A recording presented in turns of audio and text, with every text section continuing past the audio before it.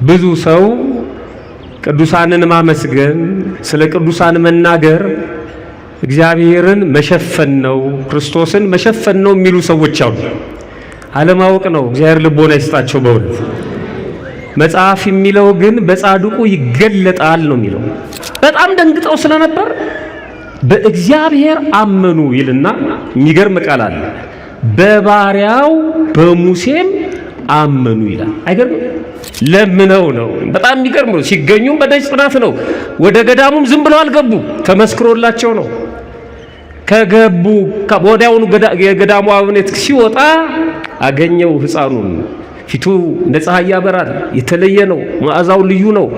አብረውት ቅዱሳን መላእክት ነበሩ፣ እግዚአብሔር ከእርሱ ጋር ነው። ሶስቱ በጣም የሚገርሙ ቃል ኪዳን ናቸው። አንደኛ በደንብ ስሙ። አንዱ ድንገቴ ሞት ወጥቶ መቅረት ሳይታሰብ እግዚአብሔር ከዚህ ይሰውረን በእውነት።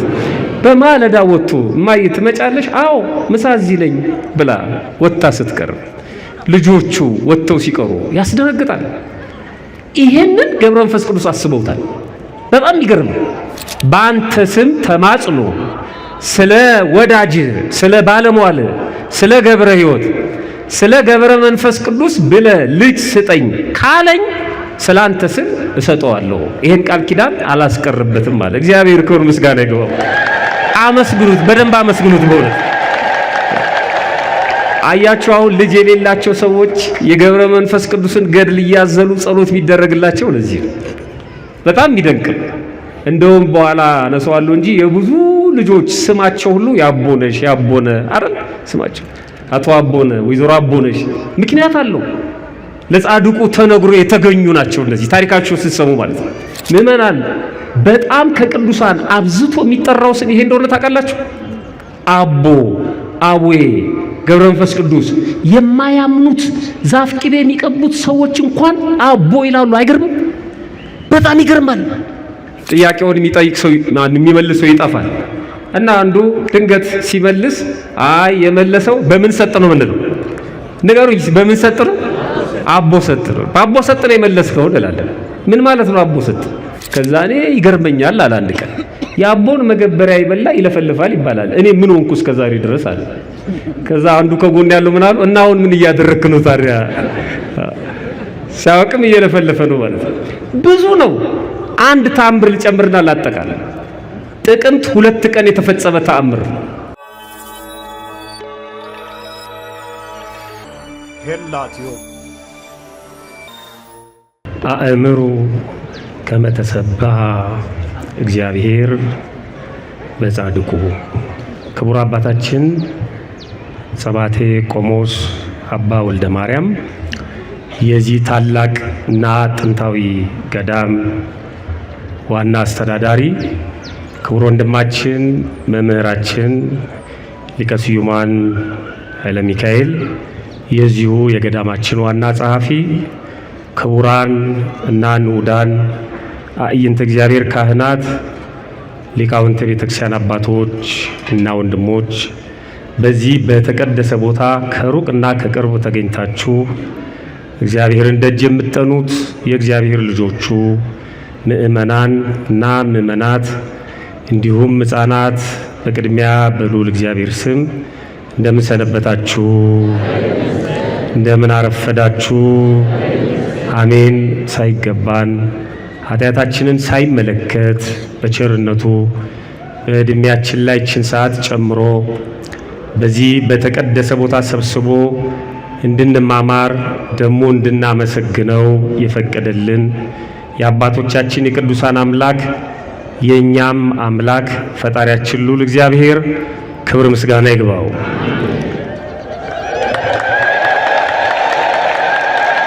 እግዚአብሔር በጻድቁ እንደተመሰገነ እወቁ። ይህንን ኃይለ ቃል የምናገኘው መዝሙረ ዳዊት 4ኛው ምዕራፍ ላይ ነው። የተመሰገነው እግዚአብሔር ነው። የተመሰገነበት ጻድቁ ነው። መመስገን ማለት መገለጥ ማለት ነው። መመስገን ማለት መክበር ማለት ነው። እግዚአብሔር እንደተመሰገነ እወቁ እናንተ ሰዎች። ተረዱ። የተመሰገነው በጻድቁ ነው ይለናል። የአማርኛው መጽሐፍ ቅዱስ ደግሞ እግዚአብሔር በጻድቁ እንደተገለጠ እወቁ ይላል። ግሩም ነው በእውነት። ይህንን ይዘው ነው የሚያምታቱን አንዳንድ ሰዎች። አማርኛውም በጣም ጥሩ ነው። እግዚአብሔር በጻድቁ እንደተገለጠ እወቁ። የተገለጠው ማን ነው? እግዚአብሔር። በማን ነው የተገለጠው? በጻድቁ ነው። ቅድም ዶክተር ሲነግሩን እንደነበረው የሐዲስ ኪዳን ቤተክርስቲያን ታመሰግናለች፣ እግዚአብሔርን ታመልከዋለች፣ እልል ትላለች፣ ትዘምራለች። ነገረ ድነት የተፈጸመበት ዘመን ስለሆነ አሁን ዙሪያውን ከባችሁ የጻድቁን ስም እየጠራችሁ ስታመሰግኑ የነበራችሁ ወጣቶች፣ የሰንበት ትምህርት ቤት ተማሪዎች፣ እናቶች፣ አባቶች ሊቃውንቱንም ጨምሮ ከሌሊቱ ጀምሮ ስታመሰግኑ የነበራችሁ ያመሰገናችሁት እግዚአብሔርን ነው። የጠራችሁት የጻድቁን ስም ነው። ብዙ ሰው ቅዱሳንን ማመስገን፣ ስለ ቅዱሳን መናገር እግዚአብሔርን መሸፈን ነው፣ ክርስቶስን መሸፈን ነው የሚሉ ሰዎች አሉ። አለማወቅ ነው። እግዚአብሔር ልቦና ይስጣቸው በእውነት። መጽሐፍ የሚለው ግን በጻድቁ ይገለጣል ነው የሚለው። ስለ ተክለ ሃይማኖት መናገር፣ ስለ ገብረ መንፈስ ቅዱስ መናገር ክርስቶስን መሸፈን ነው ማለት በራሱ ክህደት ነው። ለምንድን ነው ክህደት እንዲሆነው? አንደኛ የሚሸፈን ክርስቶስ የላትም ቤተ ክርስቲያን። የሚሸፈን ክርስቶስ የለም፣ የሚሸፍነውም የለም። የሚሸፈን ክርስቶስ የሚሸፍነውም ከሌለ የሚገልጠውም የለም ማለት ነው። በጣም የሚገርም ነው። ራሱ ነው ራሱን የገለጠው ፈልጎ መገለጫዎቹ ነው ማለት ነው። ቅዱሳንን ፈልጎ በእመቤታችን በቅድስት ድንግል ማርያም አማካኝነት ራሱን ገለጠልን። በጻድቃን በሰማዕታቱ አማካኝነት ራሱን ገለጠልን። ራሱ ክርስትና የመገለጥ ሃይማኖት ነው። የገለጠው ራሱን ነው እና ራሱን የገለጠውን ክርስቶስን ማን ነው ሊሸፍነው የሚችለው? እንዴት ነው የሚሸፈነው? ምን አይነት ጥብቅና ነው ይሄ? ልብ አድርጉ። ጨረቃ የቱን ያህል ብትገዝፍ፣ የቱን ያህል ብታብጥ፣ የቱን ያህል ብታበራ ብርሃን የወሰደችባትን ፀሐይን መሸፈን አትችልም። እውነት ነው አስተው? ጨረቃ ከማን ነው ብርሃን የምትወስደው? ከፀሐይ ነው። ትጠፋለች፣ መልሳ ትበራለች፣ ትጎድላለች፣ ጠፍ ትሆናለች፣ ሙሉ ትሆናለች፣ ይቀጥላል። አማናዊው ብርሃን ክርስቶስ ነው። ብርሃንነቱ የባህሪው ነው። ይቅርታ። እነዚህ ቅዱሳን ደግሞ በጸጋ ከክርስቶስ ብርሃንነት ቅድስናን፣ ጽድቅን፣ ብርሃንነትን ወስደዋል። የቱን ያህል ታምራቸው ቢነገር፣ የቱን ያህል ቢዘመርላቸው፣ የቱን ያህል መጽሐፍ ቢጻፍላቸው፣ የፈለገውን ያህል ታቦት ቢቀረጽላቸው፣ አብያተ መቃድስ ቢታነጽላቸው፣ ድርሳናት ገድላት ቢዘጋጁላቸው፣ የቱን ያህል ብናመሰግናቸው ጨረቃዎች ናቸው። ፀሐይ ሊሸፍኑ አይችሉም። በመጠናቸው በልካቸው ነው የምናመሰግናቸው። እንደውም በጣም የሚገርም ጥቅስ አለ፣ በጣም የሚያስደነግጥም። በዚህ በኦሪት ዘኍልቍ ምዕራፍ 14 ላይ በኦሪት ዘጸአት ይቅርታ ምዕራፍ 14 ላይ ስታነቡ የእስራኤላውያንን መውጣት የሚተርክበት ቦታ ነውና እስራኤላውያን የኤርትራን ባህር እግዚአብሔር በሙሴ አማካይነት ከፍሎ ሲያሻግራቸው በጣም የሚገርም መክፈል ማለት ዝም ብሎ ግራና ቀኝ ውሃውን እንዲቆም ማድረግ ብቻ አይደለም። ልክ እንደተነጠፈው ምንጣፍ ባህሉ ተሰንጥቆ ይሄን ምንጣፍ በዚህ በኩል ወደ ላይ ማቆም፣ ይሄን ምንጣፍ በዚህ በኩል ወደ ላይ ማቆም ማለት ነው። ውሃው እንደ ግድግዳ ነው የቆመው። በጣም የሚያስደንቅ ተአምር ነው። በደረቅ መሬት ነው። ልክ ምንጣፉን ስናነሳው ደረቅ እንደሆነው ልክ ባህሩ መሄዱን አላቆምም፣ አላቋረጠም። ልባሩ ልክ አሁን በየመንገዱ እንደምናየው ፋውንቴን ነው። ወደ ላይ ከፍ ብሎ ነው የተጠቀለለው በሁለቱም መንገድ ማለት ነው። ውሃው እንደ ግድግዳ ቆሞ ተአምሩን እያዩ ማለት ነው እየተመለከቱ ነው የተሻገሩት። እንዴት ያስፈራል! እንዴት ያስደነግጣል! ባህር ማቆም፣ ባህር መክፈል በጣም የሚገርም ነው። ከተሻገሩ በኋላ ፈሩ፣ ደነገጡ ይላል። መጽሐፉን አንብቡት። በጣም ፈሩ፣ የእግዚአብሔርን እጁን አዩ። እንዲህ አይነት አምላክ መሆኑን የባሪያውንም የሙሴን ባለሟልነትም አወቁ። በጣም ደነገጡ፣ አወቁት፣ ፈሩት ይላል ከተሻገሩ በኋላ። ከዛ አንድ ቃል በጣም የሚገርም ቃል ተጽፏል። በእግዚአብሔር አመኑ ይላል። በማን አመኑ? ተጠራጣሪዎች ስለነበሩ ያወጣን ይሆን? ይገድለን ይፈጀን ይሆን? ለጠላቶቻችን አሳልፎ ይሰጠን ይሆን? ከዚህ ከሞቀው የምቾት ቀጠና ከምንለው እነሱ ያንን ለምደውት ነበር። ከዛ አውጥቶን ይፈጀን ይሆን አለ። በሙሴ አማካይነት የሚያናገረን እሱ ነው ሲሉ ሲጠራጠሩ ስለነበር እነሱ ካህዲዎች ናቸው። አንዴ ያምናሉ፣ አንዴ ይጠራጠራሉ። አሁንም እንደዛ ናቸው እስራኤላውያን እና በጣም ደንግጠው ስለነበር በእግዚአብሔር አመኑ ይልና የሚገርም ቃል አለ። በባሪያው በሙሴም አመኑ ይላል። አይገርም? አመኑ ነው። በእግዚአብሔር አመኑ ይበቃ ነበር። ቀጥሎ ምን ይላል? በባሪያው በሙሴም ምን አደረጉ? አመኑ። የሚደንቅ ነው። ሁለቱ አይምታታም። በእግዚአብሔር ማመንም በባሪያዎቹ ማመንም አይምታታም። ስንዱ መቤት ነች። ሁለቱን ለይታ ነው የምታምነው። እኛ በቅዱሳን እናምናለን። እስኪ በቅዱሳን እናምናለን በሉ። እናምናለን። በእግዚአብሔርም እናምናለን፣ በቅዱሳንም እናምናለን። በምን አይነት ቅዱሳን? በባሪያዎቹ በቅዱሳን እናምናለን። እግዚአብሔር በተገለጠባቸው ማለት ነው፣ በተነበበባቸው፣ በተሰበከባቸው ቅዱሳን እናምናለን። አሁን እዚህ ስንገኝ በእግዚአብሔር ማመናችንን ነው የመሰከር ነው። ቅዱሳንን ማክበር ማለት ነው። በጣም የሚገርም ነው።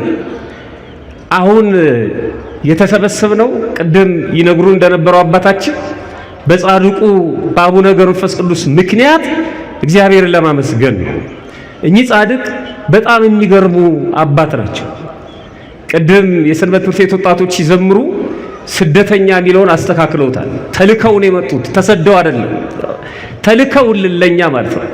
ኢትዮጵያን ይናፍቋት ነበር። አባታቸው ስምዖን ይባላል፣ እናታቸው አቅሌሲያ ትባላለች። 30 ዓመት ልጅ አልነበራቸውም። እየሰማችሁ ነው ምእመናን? አዎ፣ ይሄን ሰምታችሁ ሂዱ፣ ይጠቅማችኋል። ለምንድን ነው የተሰበሰብነው? እዚህ ምንድን ነው የምናደርገው የሚለውን ነገር መመለስም አለብን። ቤት ላለው ሰው ስልኮቻችንን መጠቀም ነው፣ ድምፁን መቅዳት ነው፣ ማሳየት አለብን። ዝም ብለን አይደለም፣ ስራ ፈቶች አይደለም። የበዓሉን ትልቅነት ስታሳየን ቤተክርስቲያን ታቦቱን አውጥታ ነው ውደት እያደረገች ውስጧን ገልጣ እያስዳሰሰች እያስነካች ምንም የሚሸፈን እንደሌለ እየነገረችን በጣም የምትገርም ቤተክርስቲያን ስንዱ መቤት ናት። በጣም እናታቸው አቅሌሲያ አባታቸው ስምዖን ይባል 30 ዓመት ልጅ አልነበራቸው። በደጅ ጥናት ነው የቆዩት። ይማጸኑ የነበረው በስላሴ ነው። የስላሴን ጽዋ ይጠጡ ነበር። የስላሴ ስዕል ቤታቸው ውስጥ አለ። ይማጸናሉ፣ ልጅ ስጠን፣ አንተን የሚያገለግል ልጅ ስጠን። 30 ዓመት ከባድ እኮ ነው፣ በጣም ከባድ ነው። አሁን ምድራውያን ሐኪሞች በቃ ተስፋ የለም ነው። 30 ዓመት በጣም ከባድ ነው። 3 ወር አንጠብቅም እኮ እኛ ልጃችንን ድረን ሆድ ሆዷን ነው የምናየው አይደለም። ምንድን ነው ነገሩ እንላለን። 1 ዓመትማ ከባድ ነው። የሆነ ነገር መምጣት አለበት ነው። ልጅ የሚሰጠው ግን ማን ነው? አዎ ልጆች የእግዚአብሔር ስጦታዎች ናቸው። ሌላ ቦታ ልጅ አይሰራም። አደራችሁ፣ ቢሰራም መቅሰፍት ነው፣ ከባድ ነው። ብቻ ልጅ ስጠኝ ነው የሚሉት አንዳንዶቹ። ብቻ ልጅ ስጠኝ ግድ የለም አይደለም፣ እንደሱ አይደለም። ይማጸኑ ነበር፣ ይለምኑ ነበር እና ከቅድስት ሥላሴ ስዕል ድምፅ ወጣ። በጣም በሚገርም መልኩ ተማጽኗቸውን ሰምቶ ከ30 ዓመት በኋላ ገድላቸው ላይ የተጻፈውን ላንብብላችሁ። የከበረ በቅድስና የሚኖር ለእግዚአብሔር የተገዛና በእግዚአብሔር የተወደደ ልጅ ትወልጃለሽ። ለእናቲቱ ማለት ነው። የተከበረ በቅድስና የሚኖር ለእግዚአብሔር የተመረጠ የተወደደ ልጅ ትወልጃለሽ። እንደዚህ ነው የሚሉት ኢትዮጵያውያን። ልጅ ስጠኝ ሳይሆን አንተን የሚያገለግል ልጅ ስጠኝ፣ ለአንተ የሚታዘዝ አንተን የሚፈራ አንተን የሚያከብር። ለአንተ የማይታዘዝ ከሆነ ማህፀኔን ዝጋው ይላሉ። የሚገርሙ ናቸው። አልፈልግም ወለደች ለመባል ብቻ ልጅ አልፈልግም። ለአንተ የማያገለግል ከሆነ ለኔ ምን ይጠቅማል? 30 ዓመት ደጅ የተጠናው ለዚህ ነው። ምን አይነት ልጅ እንደተሰጣቸው አያችሁ? ከ30 ዓመት በኋላ የሚገርም ነው። ረጋ ያለ ወተት እንደሚባለው በእርጋታ ነው የተገኙት። ገና በ3 ዓመታቸው መልአኩ ቅዱስ ገብርኤል ነጥቆ ወሰዳቸው። በ3 ዓመት ሕፃኑን በግብጽ ከሚገኙ ታላላቅ ገዳማት ወደ አንዱ አስገባቸው። ገዳሙ በር ላይ እንደ ደጅ ጥናት መልአኩ ቅዱስ ገብርኤል አስቀመጠና ለአበምኔቱ ደጅ ላይ እንግዳ አለ ብሎ ቀስቅሶ ነገረው ይላል። የሥርዓት ቤት ነች ቤተክርስቲያን ላይ እና እንግዳ አለ፣ እግዚአብሔር የመረጠው የወደደው አስገባው፣ ካንተ ጋር ይኖራል፣ የምታደርገውን ነገር እግዚአብሔር ይነግርሃል። ዘመደ ብርሃን ይባላል አበምኔቱ፣ የገዳሙ ዋና አስተዳዳሪ ጠባቂ። በሩን ከፍቶ ሲወጣ ውጪ ማለት ነው ደጅ ጠንተው ነው የገቡት። ገብረ መንፈስ ቅዱስ ድንኳን ሰባሪ አይደለም፣ ለምነው ነው። በጣም የሚገርም ነው። ሲገኙም በደጅ ጥናት ነው። ወደ ገዳሙም ዝም ብለው አልገቡ፣ ተመስክሮላቸው ነው። ከገቡ ወዲያውኑ የገዳሙ አበምኔት ሲወጣ አገኘው ሕፃኑን። ፊቱ እንደ ፀሐይ ያበራል፣ የተለየ ነው፣ መዓዛው ልዩ ነው። አብረውት ቅዱሳን መላእክት ነበሩ። እግዚአብሔር ከእርሱ ጋር ነው። ምክንያቱም ዓላማ አለው እግዚአብሔር ይህንን ሕፃን ወደዚህ ሲያመጣው። አስገባው። ታሪኩ ረጅም ነው። አስተማረው። ቅዱሳት መጻሕፍትን፣ የቤተክርስቲያን ስርዓትን ምናኔውን አጠቃላይ ምን አይነት እድል ነው በገዳም ማደግ፣ ምን አይነት መመረጥ ነው። በእውነት በጣም የተለየ ነው። ከዛ በዲቁና ማዕረግ ቆይቶም የቅስና ማዕረግ ከብፁዕ አባታችን ከአባ አብርሃም በወቅቱ ከነበሩት ሊቀ ጳጳስ ተቀበለ። ከዛ በገዳም በተጋድሎ በብህቱና በተባቶ በብቸኝነት ኖረ። 562 ዓመት ኖረዋል። በረከታቸው ይድረሰን በዚህ ምድር ላይ ማለት ነው። ስንት ዓመት አልኳችሁ? 562። 300ውን ዓመት ግብጽ ነው የኖሩት። 300 262ቱን እኛ ጋር ነው የኖሩት ኢትዮጵያ ውስጥ ማለት ነው። የሚገርም ነው። ዛሬ ህዝቡ ወደ ሌላ ሀገር ነው ሄዱ። ቅዱሳን ደግሞ ወደዚህ ነበር ሲመጡ የነበረው። እቺ ኢትዮጵያ የምትባለውን ሀገር አሳየን፣ ሳታሳየን አትውሰደን እያሉ በቅዱሳት መጽሐፍ ሲያነቡ ኢትዮጵያን ይናፍቋት ነበር። ገብረ መንፈስ ቅዱስም በዚህ አማካይነት ነው የመጡት። እንዴት መጡ? ከመጡ በኋላ የት ምን ስራ ሰሩ? ገድሉን ማንበብ ነው። እናንተ የገብረ መንፈስ ቅዱስ ልጆች ናችሁ፣ የተክለ ሃይማኖት ልጆች ናችሁ። ገድላቸው ሊኖራችሁ ይገባል። ታሪካቸውን ማንበብ አለባችሁ፣ ማየት አለባችሁ። ማታነቡም ማስነበብ አለባችሁ። ከዛ በኋላ ኖሩ። እኔ በገዳም ያሳለፉትን ህይወት ሌላውንም ለመናገር ጊዜ ስለሌለ የተሰበሰብንበትን ምክንያት ብቻ አንስቼ ትምህርት ይላጠቃል። እሳቸው የተወለዱት ታኅሳስ 29 ቀን ነው። መቼ ነው አልኳችሁ? ግን የገና ዕለት ታኅሳስ 29 የትኛውም ቤተክርስቲያን ዛሬ እኮ ገብረ መንፈስ ቅዱስ የተወለዱበት ነው ተብሎ ሲነገር ሰምታችሁ ታውቃላችሁ? አዎ። ምክንያቱም የዛን ቀን ሙሽራዋ የዛን ቀን ንጉሷ ማን ነው? ክርስቶስ ነው። ለይታ ነው የምታከብረው። ልደታቸውን ታኅሳስ 29 ቀን ስማቸውን እንኳን አጠራም። አይገርምም? መሸፈን የለበትም ማለት ይሄ ነው። መገለጥ አለበት ማለት ይሄ ነው። ጠብቃ በወሩ ነው። ጥር 5 ቀን ነው የሚያከብሩት። ጥር 5 በወሩ በታኅሳስ ወር ማለት ነው። ልደታቸው ግን በ29 ከጌታ ጋር ማለት ነው። በጣም የሚደንቅ። ከዛ በኋላ አሁን ጥቅምት 5 ቃል ኪዳን የተቀበሉበት ነው። ረፍታቸው መጋቢት 5 ቀን ነው። ቃል ኪዳናቸው በጣም የሚገርም ነው። ሶስቱን ብቻ ነገራቸዋለሁ። በጣም ሶስቱን ባጭሩ በጣም የሚገርም ቃል ኪዳን የተቀበሉት። በዚህ በመዝሙር 88 ላይ ራሱ እግዚአብሔር ከምርጦቼ ጋር ቃል ኪዳን አደረኩ ይላል። የሚገርም አምላክ ነው። እኔ ከፈለኳቸው እኔን ከሚገልጡ እኔን ከሚሰብኩ እኔን ከሚያስነብቡ ከቅዱሳኑ ጋር ከምርጦቼ ጋር ቃል ኪዳን አድርጌያለሁ ይላል። ራሱ ነው ያለው። አንደኛው ከምርጦቹ አንዱ ገብረ መንፈስ ቅዱስ ናቸው። ምእመናን፣ በነገራችን ላይ ገብረ መንፈስ ቅዱስ ክርስትና ድንበር አልባ እንደሆነም የምንማርባቸው አባት ናቸው። ክርስትና ድንበር የለውም። ጎሳ፣ ጎጥ፣ ቋንቋ ምናምን የለውም። እሳቸው ግብፃዊ ናቸው አይደል? እንዳሁኑ ዘመን ቢሆን እኮ ወደ ግብፅ ሂድ ብለን እንገፋቸው ነበር ቢመጡ አለ። ይሄኛ ሀገር ነው ምን ታረጋለህ እዚህ መጤ ብለን እናባረራቸው ነበር። እግዚአብሔር ይልን በእውነት የቀድሞዎቹን ተመልከቱ። መጡ ኢትዮጵያን ናፍቀው ሂዱ ደግሞ ወደ ግብፅ። ተክለ ሃይማኖትን እንዴት እንደሚያከብሯቸው ግብጾቹ በተለየ መልኩ ነው የሚያከብሯቸው። የእጆቻችሁ ላይ ባለው ስልክ በኋላ ላይ ጎግል አሩ ሴንት ተክለ ሃይማኖት የሚል ብሎግ አላቸው ግብጾቹ።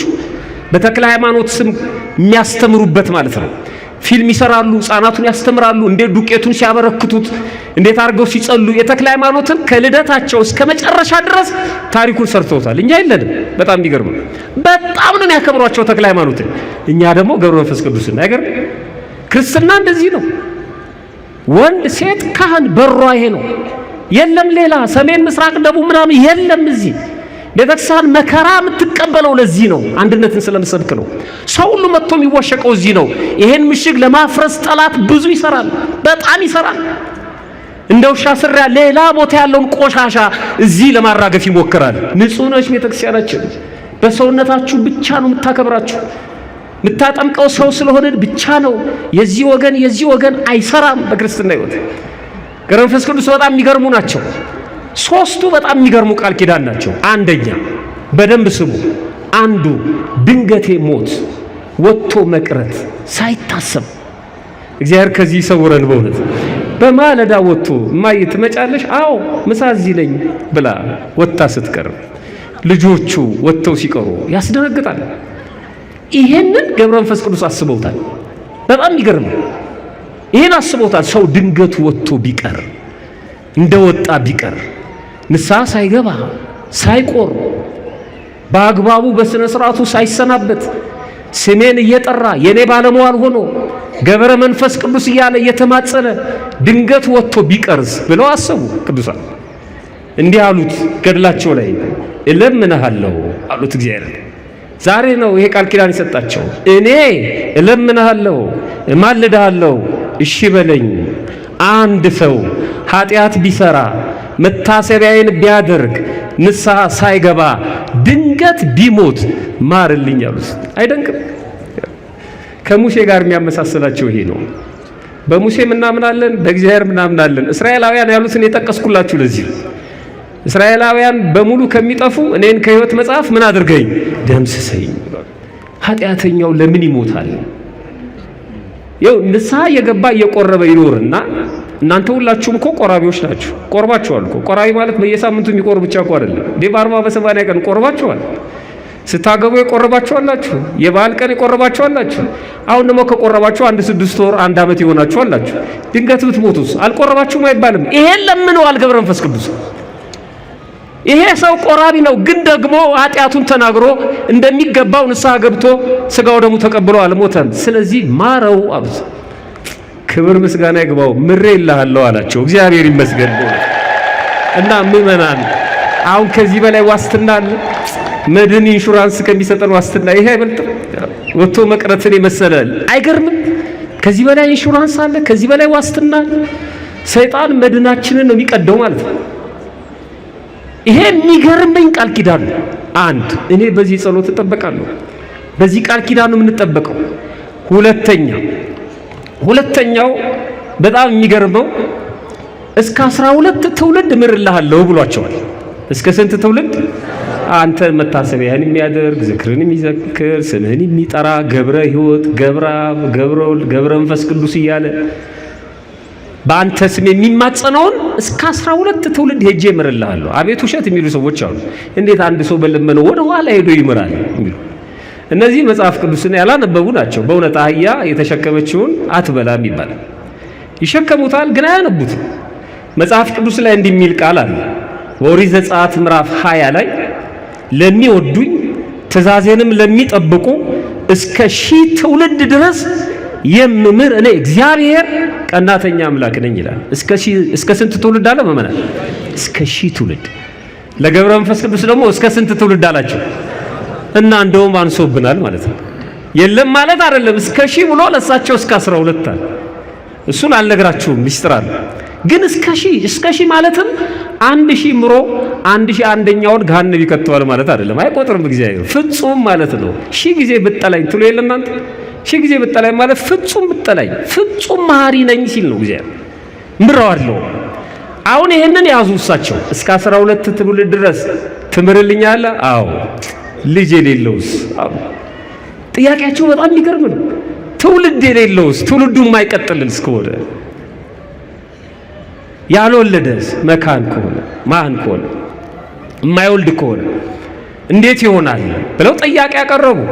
እንዲህ ያላቸው በጣም በሚገርም መልኩ ያንተን ስም ጠርቶ በአንተ ስም ተማጽኖ ስለ ወዳጅ ስለ ባለሟል ስለ ገብረ ሕይወት ስለ ገብረ መንፈስ ቅዱስ ብለ ልጅ ስጠኝ ካለኝ ስላንተ ስም እሰጠዋለሁ። ይሄን ቃል ኪዳን አላስቀርበትም ማለት እግዚአብሔር ክብር ምስጋና ይግባው።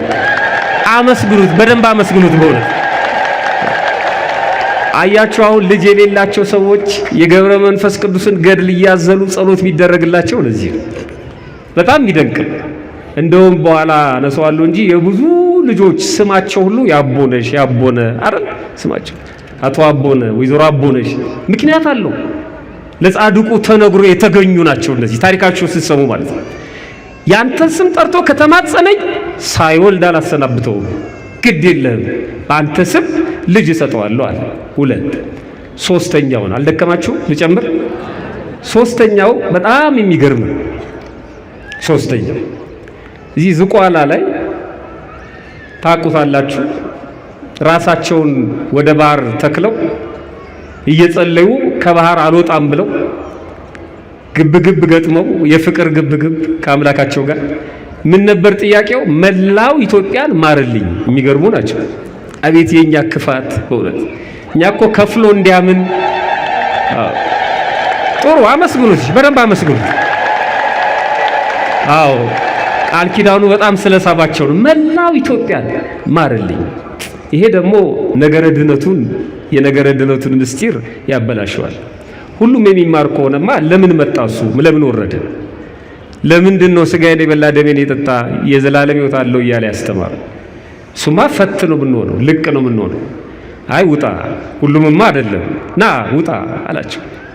ስምህን የጠራው መታሰቢያህን ያደረገው አምኖ ተጠምቆ ግን ደግሞ ችግር ኖሮበት ያንተን አማላጅነት ከተማጸነ አንተ እኔ በአንተ መገለጤን ካመነ ቅድም ልበ አምላክ ቅዱስ ዳዊት እንዳለው እወቁ እግዚአብሔር በጻድቁ እንደተገለጠ እወቁ፣ በጻድቁ እንደተመሰገነ እወቁ የሚለውን ተረርቶ አንተን ተቀብሎ በአንተ ስም ከተማጸነ ስምህን እየጠራ ማረኝ ካለ እሱን ምረዋለሁ፣ በአንተ ስም ከተማጸነ ምረዋለሁ አላቸው። አሃ አሉ። ስሜን የጠራው አዎ እንግዲያው አሉት። በጣም የሚገርም ልመና ነው። ስሜን ህቡ አታድርገው አሉት። ምን አታድርገው? ህቡ ምንድነው? ድብቅ የተሰወረ የተሸሸገ አታድርገው ስሜን። ሁሉም ሰው ስሜን ይወቀው። ለምን ስሜ ከተጠራ የምትምራቸው ከሆነ ስሜ ተደብቆ እንዴት ይሆናል? ስሜን ግለጠው። ስሜ በመላው ኢትዮጵያ እንዲታወቅ አድርግ አሉት። ምእመናን በጣም ከቅዱሳን አብዝቶ የሚጠራው ስም ይሄ እንደሆነ ታውቃላችሁ? አቦ፣ አቡዬ፣ ገብረ መንፈስ ቅዱስ። የማያምኑት ዛፍ ቅቤ የሚቀቡት ሰዎች እንኳን አቦ ይላሉ። አይገርምም? በጣም ይገርማል። ራሳቸውም ተዋቸው እስከሚሉ ድረስ አጨብጭቡ። ጥሩ ነው፣ እልል በሉ። እግዚአብሔር ክብር ምስጋና ይግባው። እኛ የምንነቅፋቸው አቴቴ ጨሌ ምናምን የምንላቸው ሰዎች አቦ ይላሉ። አውቀውት ይሁን ሳያውቁት እሱን እግዚአብሔር ነው የሚያውቀው። ስማቸውን ግን ይጠራሉ። ስማቸው ይታወቃል በመላው ኢትዮጵያ። በጣም የሚገርም ነው። ቅድም ነግራቸዋለሁ። ያቦነሽ ያቦነ ስማቸው በሙሉ እንደውም ልጅ ሆነን ጥያቄ እንጠይቅና ከመካከል ጥያቄውን የሚጠይቅ ሰው የሚመልስ ሰው ይጠፋል እና አንዱ ድንገት ሲመልስ አይ የመለሰው በምን ሰጥ ነው ምንድነው? ንገሩኝ፣ በምን ሰጥ ነው? አቦ ሰጥ ነው። በአቦ ሰጥ ነው የመለስከው እንላለን። ምን ማለት ነው አቦ ሰጥ? በግምት አይደለም፣ ዝም ብሎ በነሲብ አይደለም፣ በማስጦታ ነው። አሁን የተረዳችሁት አይደለም? አቦ ስለገለጹ ቅድም ከሳቴ ሚስጥር ሲሏቸው ነበር ዶክተር፣ ከሳቴ ብርሃን ሲሏቸው ነበር። የእውቀት ገላጭ ናቸው። አቦ ገልጦልኝ ነው የሚለው ነው። አቦ ናቸው የገለጡለት፣ አቦ ናቸው የሰጡት። አቦ ሰጡ እሱ ነው። ሰዎች ምግብ እየበሉ ስቅ ሲላቸው 3 ጊዜ ውሃውን ምን እያልክ ጠጣ ይሉታል። ያቦ ጠበል ያቦ ጠበል ያቦ ጠበል እያልክ ምን አድርግ። ምክንያት አለው ስማቸው እንዲበዛ የተደረገበት በጣም ምክንያት አለው። አቦ ጠበል ነበር እኮ አምቦሃ ተባለ እንጂ ሰዎች ጠበል ስለጠሉ ማለት ነው። ድሮ አቦ ጠበል ነበር። እዛ አምቦ አካባቢ ነው፣ ጠበል ነው የታሸገ እና የአቦ ጠበል ነበር፣ የአቦ ጠበል ነበር የሚባለው። ከዛ በጠበል የማያምን ሰው ሲመጣ የአምቦ ውሃ ይባል ተባለ ነገር ነው። ብቻ እሱ አሁን አምቦሃን እያስተዋወቁ አይደለም። እሱ ዋጋ የለውም። ትፈልግ ጠጣው፣ ትፈልግ ድፋው። እሱ እየሰራው አይደለም። ግን መነሻው እሱ ነበር። ሌሎቹ አንፈልግም ጠበል ይላል። መነሻው እሱ የአቦ ጠበል። ስማቸው የማይጠራበት ቦታ የለም። የአቦን ብቅል እየፈጨው ነው በል ይባላል። የአቦን መገበሪያ የበላ ምን ያደርገዋል? ያስለፈልፈዋል። የአቦ ዳቦ። አንድ ሰው እንደውም አቦ ቤተክርስቲያን ነው ይባላል። የሆነ ችግር ፈጠረና ከዛ እኔ ይገርመኛል አለ አንድ ቀን የአቦን መገበሪያ ይበላ ይለፈልፋል ይባላል። እኔ ምን ሆንኩ እስከዛሬ ድረስ አለ። ከዛ አንዱ ከጎን ያለው ምን አሉ? እና አሁን ምን እያደረክ ነው ታዲያ? ሲያውቅም እየለፈለፈ ነው ማለት ነው። ብዙ ነው። አንድ ተአምር ልጨምርና ላጠቃልል። ጥቅምት 2 ቀን የተፈጸመ ተአምር። ይሄ ተአምር ግብጽ ውስጥ ነው። ወደ 70 የሚጠጉ ህፃናት እየተጫወቱ ነው መንደር ውስጥ። በደንብ ስሙ። አንዲት እናት የአባታችን የአቡነ መንፈስ ቅዱስን ዝክር አሁን ጥቅምት 5ን ለማክበር ግብጾቹም ያከብሩታል በዚሁ ቀን። ካላንደራችንም አንድ አይነት እና ለማክበር በሁለት ስራ ላይ ነች እሷ። የቤት ስራ ማለት ነው። የሚበላውን የሚጠጣውን ወደ ቤተክርስቲያን ለመውሰድ ስንት ቀን ይቀረዋል? 3 ቀን። ልክ አሁን ኢትዮጵያዊ እናቶች ኩሽናውን ምኑን እንደሚጎበኙት ማለት ነው። ተፍ ተፍ እንደሚሉት እሷ እዛ እያስተናገደች ነው፣ እየሰራች ነው ጓዳ። ልጇም ከነዛ 70 ህፃናት ጋር አብሮ እየተጫወተ ነው።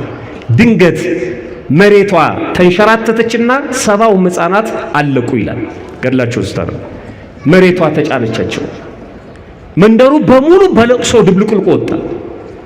ሰው በሙሉ ይራወጥ ጀመር። የአንድም ህፃን አስከሬን አልተገኘም። እየተመለከቱ ከርቀት ግን ሊደርሱባቸው አልቻለም። በጣም ከባድ ነው ሀዘኑ። 70 የመንደር ህፃናት። እቺ እናት የምታውቀው የለም፣ ልጇ እዛ ውስጥ ነው።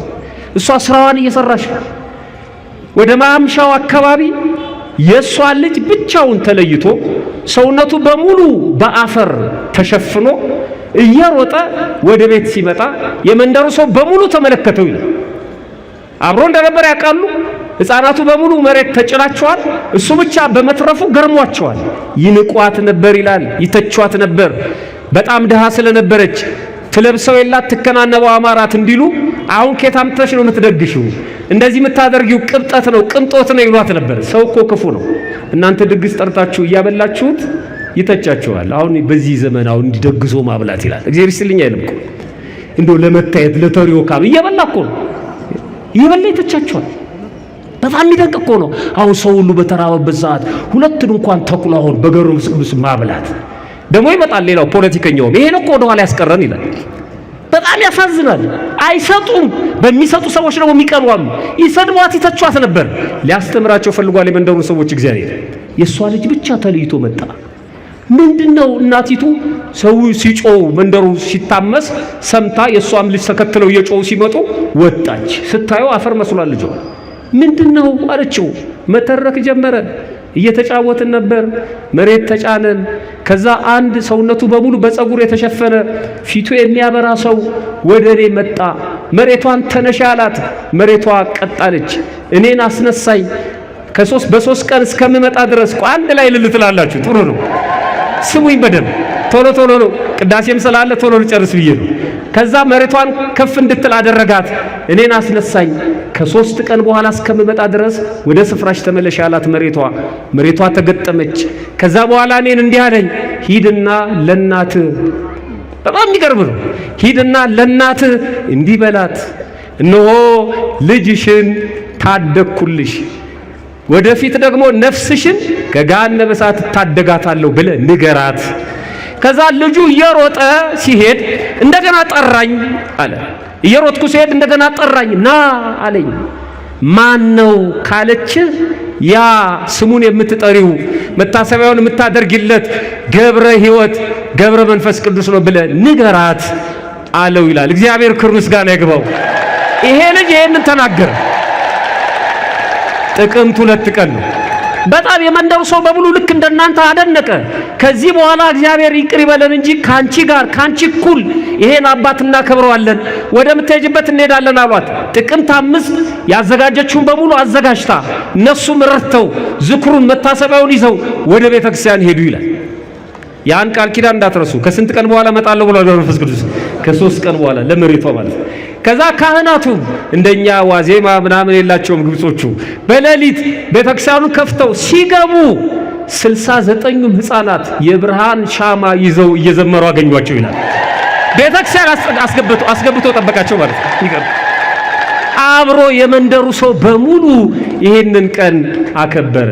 አባታችን አቡነ መንፈስ ቅዱስ በቃል ኪዳናቸው ይድረሱልን። በእውነት እግዚአብሔር ክብር ምስጋና ይግባው። እንኳን አደረሳችሁ። ይቆየን።